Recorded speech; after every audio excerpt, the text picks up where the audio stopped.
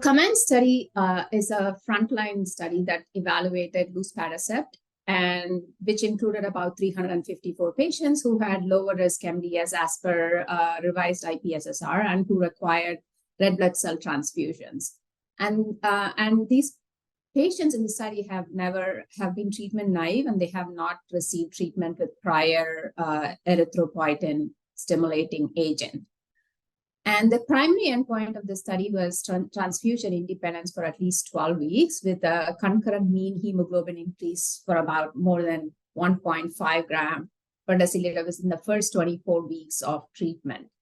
And the study did attain the primary endpoint, and 58.5% of these patients receiving luspatercept achieved this primary endpoint, as opposed to 31.2% of those patients who are receiving recombinant erythropoietin. This is a great improvement in the current standard of practice, in the sense that the response rates are almost double that of the recombinant erythropoietin. And the other thing about this study is the luspatercept is given once every 3 weeks as a subcutaneous injection, which means that the patient doesn't have to come to the clinic for frequent injections for recombinant erythropoietin.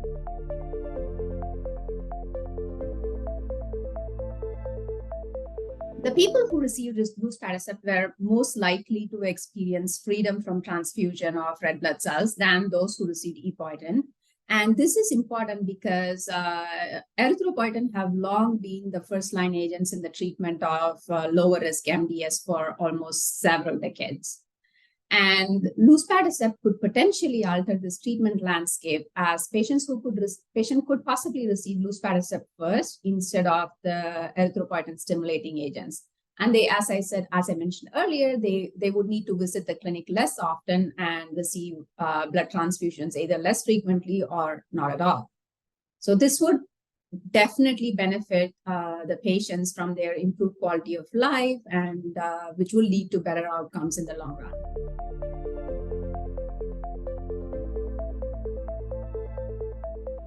I'm eagerly looking forward to, because currently luspatercept is approved as a second-line treatment agent. I'm eagerly looking forward to what are the next steps for the luspatercept, because this is a very promising data in the sense that this could be the first-line treatment option.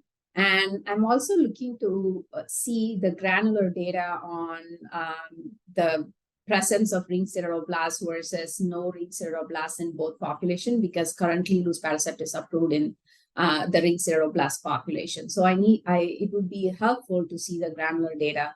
But that being said, the presence or absence of ring sideroblasts doesn't influence my practice to choose between luspatercept and erythropoietin.